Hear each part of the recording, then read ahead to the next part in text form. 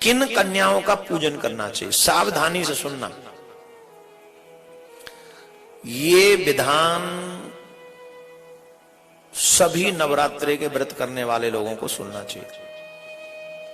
अगर सभी लोग इसको नहीं सुन सके तो फिर हम समझेंगे कि आप लोग कहीं ना कहीं त्रुटि अवश्य करोगे। किस कन्या का पूजन, किस उम्र की कन्या का पूजन किस दिन करना चाहिए, इसका पूरा वर्णन है। सुनो, 1 वर्ष की कन्या का पूजन कभी भी नहीं करना चाहिए।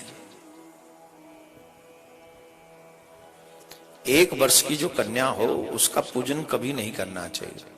रीजन क्या है? बोले रीजन यह है कि जो भोजन आपको कन्या को खिलाना चाहिए वो भोजन तो कन्या कर ही नहीं सकती 1 वर्ष की। और अगर मान लो कि वो कर भी ले तो उसे तो पता ही नहीं चलेगा खीर का क्या स्वाद है, उसे क्या पता चलेगा हलवा का क्या स्वाद है, उसे क्या पता चलेगा कचौड़ी का क्या स्वाद है, तो उसे तो कोई स्वाद पता ही नहीं चलेगा। तो उसकी रसना स्वाद विहीन है, इसलिए उस कन्या का पूजन, जो 1 वर्ष की कन्या है उसका पूजन नहीं करना चाहिए। उसे आप अपनी तरफ से कन्याओं में इंक्लूड न करके बाकी जो सेवा उसकी करना चाहे, खूब सोने की माला पहना के घुमा दीजिए उनको, कन्या को सोने की माला, कंगन, जो आपका मन करे उसको आप उस कन्या को दे सकते। परंतु 9 कन्याओं का जो आप पूजन करना चाहती हैं उनका पूरा विधान आप लोग सुने। 1 वर्ष की कन्या का पूजन नहीं करना चाहिए। अब गंध भोग आदि पदार्थों के स्वाद को वो बिल्कुल अनविज्ञ है, इसलिए नहीं करनी चाहिए। कुंवारी कन्या वही कही गई है जो 2 वर्ष की हो चुकी है। जो 2 वर्ष की हो चुकी है वह कुंवारी कन्या, वही कुंवारी कन्या हो चुकी है। 3 वर्ष की कन्या त्रिमूर्ति, 4 वर्ष की कन्या कल्याणी, 5 वर्ष की रोहिणी, 6 वर्ष की कालका, 7 वर्ष की चंडिका, 8 वर्ष की सांभवी और 9 वर्ष की दुर्गा और 10 वर्ष की कन्या सुभद्रा कहलाती है। इससे ऊपर की अवस्था वाली कन्याओं का पूजन नहीं करना चाहिए। 10 वर्ष की एज के बाद कन्या का पूजन नहीं करना चाहिए, क्योंकि वह सभी कार्यों में फिर दूसरी सांसारिक चीजें आ जाती हैं, तो इसलिए कुंवारी का विधान नहीं रह जाता है। कुंवारी कन्या का विधिवत पूजन सदा करना चाहिए। अब में 9 कन्याओं के पूजन में जो इन 9 कन्याओं के पूजन से फल प्राप्त होता है, किस एज की कन्या का पूजन करने के बाद मनुष्य को कौन से फल की प्राप्ति होती है, कुमारी नाम की कन्या का पूजन होकर, जिसका कुमारी नाम हम उच्चारण यहां पर कर रहे हैं, कुमारी कन्या से 2 साल की जो है उसको कुमारी शब्द से संबोधित किया गया। वो मां के नाम है ना कुमारी, तो उन नामों के, तो जो कुमारी नाम की कन्या पूजित होकर, जिस घर में कुमारी कन्या का मतलब 2 वर्ष की कन्या का जिस घर में पूजन होता है, जो पूजन करता नवरात्रों के व्रत के समय 2 वर्ष की कन्या का विधि विधान से पूजन करता है, उसके सारे दुख तथा दारिद्रता का नाश वो 2 वर्ष की कन्या के पूजन के बाद तुरंत हो जाता है। उसके घर में दरिद्रता नहीं रहेगी। कन्या को आदर के साथ बुला के लाओ, फिर कन्या के चरण प्रक्षालन करो, फिर चरण प्रक्षालन करके सुंदर स्थान दो, उनको बैठने के लिए आसन बिछाओ। ऐसे नहीं कि कहीं भी बिठा दिया, आसन बिछाओ, हो सके तो चौकी पे बैठाओ, फिर उसे सुंदर चुनरी उड़ाओ, फिर तिलक करो, उसके थोड़े सेवा करो, फिर उन्हें भोजन कराओ और फिर द्रव्य दक्षिणा देकर, पोशाक देकर, वस्त्र देकर, कोई वस्तु देकर, जो भी आप सामर्थ्यवान हो, सोने की, चांदी की, डायमंड की, या जो नहीं तो जो धन थोड़ा बहुत देकर उनको ऐसे विदा करना चाहिए। ऐसा पूजा करने के बाद जो व्यक्ति कुमारी कन्या 2 वर्ष की कन्या का पूजन नवरात्रों में करते हैं, उनके यहां से दुख समाप्त हो जाता है, दरिद्रता का नाश हो जाता है, और तो और शत्रुओं का भी नाश हो जाता है।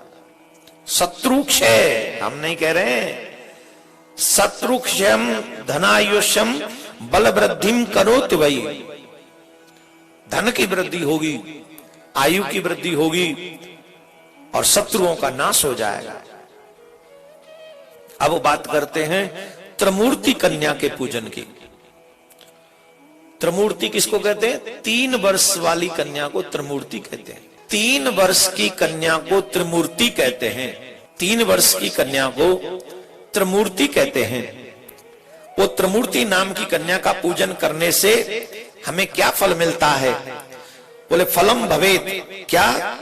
धन धान्य गमश्चैव पुत्र पौत्रादि वृद्धय।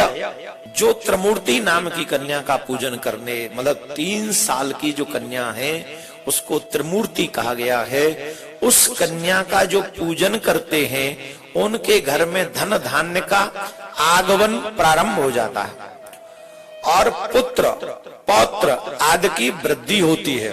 उनके घर में पुत्र की कोई कमी नहीं रहती। उनके घर में वंशज पुत्र पौत्र बेटा नाती पंती सब बढ़ते चले जाते हैं और धन की भी कोई कमी नहीं रहती। जो 4 वर्ष की कन्या है उसे कल्याणी कहा गया है। क्या कहा गया? उसे कल्याणी कहा गया है। जो 4 वर्ष की कन्या का पूजन इन नवरात्रों में करते हैं उन्हें कल्याणी के नाम से जाना गया है। वो क्या देती हैं? जो मनुष्य विद्या प्राप्त करना चाहता है, जो मनुष्य अपने जीवन में किसी भी क्षेत्र में फील्ड में विजय प्राप्त करना चाहता है अथवा राज्य सुख की कामना करता है, उसे नवरात्रों में अवश्य ही कल्याणी देवी का अर्थात 4 वर्ष की कन्या का पूजन करना चाहिए। जो जीवात्मा 4 वर्ष की कन्या का पूजन विधि विधान से इन नवरात्रों में करते हैं तो उन्हें विजय प्राप्त होती है, विद्या प्राप्त होती है और राज सुख की भी प्राप्ति होती है। सकल कामनाएं उसकी सफल हो जाती हैं जो इनका पूजन कर, जो कल्याणी कल्याणी नाम की कन्या का नित्य पूजन करते हैं। 5 वर्ष की कन्या का नाम जो है वो कालिका है। शत्रुओं के नाश के लिए कालिका का पूजन करना चाहिए। कालिका का पूजन मतलब जो कन्या 5 वर्ष की है उसको कालिका के नाम से जाना जाता है। शत्रुओं का नाश करना चाहता है उसे कालिका कन्या का पूजन करना चाहिए। और ऐश्वर्य की अभिलाषा रखने वाले को चंडिका कन्या का पूजन करना चाहिए। और जो चंडिका का पूजन करते हैं उन्हें ऐश्वर्य की अभिलाषा रखने वाले, जो ऐश्वर्य वृद्धि चाहते हैं, जो सुख समृद्धि चाहते हैं, जो ऐश्वर्य चाहते हैं, जो चाहते बढ़ता ही रहे, उन्हें अवश्य ही चंडिका देवी का पूजन करना चाहिए तो उसका वो कार्य सफल होगा। हे राजन, सम्मोहन दुख दारिद्र का नाश संग्राम में विजय के लिए सांभवी कन्या का नित्य पूजन करना चाहिए। जो संग्राम में विजय चाहते हैं उन्हें सांभवी कन्या का पूजन करना चाहिए। क्रूर शत्रुओं के विनाश एवं कर्म की साधना के निमित्त और परलोक में सुख पाने के लिए दुर्गा नाम की कन्या का पूजन करना चाहिए। जो दुर्गा नाम की कन्या का पूजन करेंगे उन्हें परलोक में सुख पाने के लिए, क्रूर शत्रुओं के विनाश के लिए, उग्र कर्म की साधना के निमित्त, जो हमारे बड़ी बड़ी इच्छाएं रहती हैं, जो संसार में हमको कोई दे ही नहीं सकता है, हमको ऐसा लगता है इसे और कौन दे सकता है हमको, उसे दुर्गा नाम की कन्या का पूजन करना चाहिए। मनुष्य अपने मनोरथ की सिद्धि के लिए सुभद्रा की सदा पूजा करे और रोग नाश के निमित्त रोहिणी की विधिवत पूजा करे। तो इन 9 देवियों का पूजन, कन्याओं का पूजन हमें क्या फल देता है? रोगों का नाश ये कर देता है, सुख समृद्धि ये देता है, ऐश्वर्य हमको ये देता है, वैभव हमको ये देता है, राज्य सुख हमें ये प्राप्त करा सकता है। अगर आप चाहते राज्य सुख आपको मिले वो भी प्राप्त करा सकता है, शत्रुओं से आपकी विजय करा सकता है। कौन से वर्ण में जन्म हुए प्राणियों को कौन सी कन्या का पूजन करना, यहाँ पर कैसी कन्या का पूजन नहीं करना चाहिए वो भी बताया गया है। जिसका कोई अंग भंग हो ऐसी कन्या का पूजन नहीं करना चाहिए। जिसके शरीर से दुर्गंध आती हो ऐसी कन्या का पूजन नहीं करना चाहिए। जिसका अंग किसी घाव से युक्त हो ऐसी कन्या का पूजन नहीं करना चाहिए। जन्म में जिनके नेत्रों के विषय में कोई प्रॉब्लम हो, जिन्हें हम लोग कहानी कहते हैं, वैसे उनका पूजन नहीं करना चाहिए। अत्यंत दुर्बल समय से पूर्व ही गर्भ से जिसका पहले ही जन्म हो गया हो उस कन्या का पूजन नहीं करना चाहिए। व्रण रहित तथा एवं वंश में अपने माता पिता से जो उत्पन्न हुई कन्या है, विधि पूर्वक उसी की पूजा करनी चाहिए। जो विजय प्राप्त करना चाहते हैं उन्हें राजवंश में जो कन्या उत्पन्न हुई है उस कन्या का पूजन विधि विधान से करना चाहिए। धन प्राप्ति के लिए वैश्य कुल में जो कन्याएं जन्म ली हैं उन कन्याओं का पूजन करना चाहिए। चतुर्थ वर्ण की कन्याओं का भी धन प्राप्ति के लिए पूजन किया जा सकता है। अगर आप चाहते हैं कि किसी कार्य विशेष कार्य में सिद्धि हो तो आपको सर्व कार्य सिद्धि के लिए ब्राह्मण कन्या का पूजन करना चाहिए। ब्राह्मण को ब्राह्मण वर्ण में उत्पन्न कन्याओं को ही पूजना चाहिए और जो क्षत्रिय वंश में है उनको ब्राह्मण की कन्याओं के साथ साथ क्षत्रिय वंश की कन्याओं का पूजन करना चाहिए। ऐसे ही जो वैश्य कुल में है, वैश्य कुल के लोगों को ब्राह्मण, क्षत्रिय और वैश्य इन तीनों कुलों के कन्याओं का पूजन करना चाहिए। और जो हमारे चतुर्थ वर्ग है उनको चारों वर्ग की कन्याओं का पूजन करना चाहिए। वो चारों वर्ग की कन्याओं का पूजन कर सकते हैं और यही संपूर्ण पूजन विधि है। इसमें कहीं भी कोई अपने मन से इसमें कुछ नहीं कहना चाहिए। जितने जिस लोग समर्थ हैं उसे अवश्य करना चाहिए। उसे तथा अष्टमी तिथि को विशेष रूप से अवश्य पूजा करनी चाहिए। प्राचीन काल में दक्ष के यज्ञ का विध्वंस करने वाली महाभयानक भगवती भद्रकाली करोड़ों योगिनियों के सहित अष्टमी तिथि को ही प्रकट हुई थी।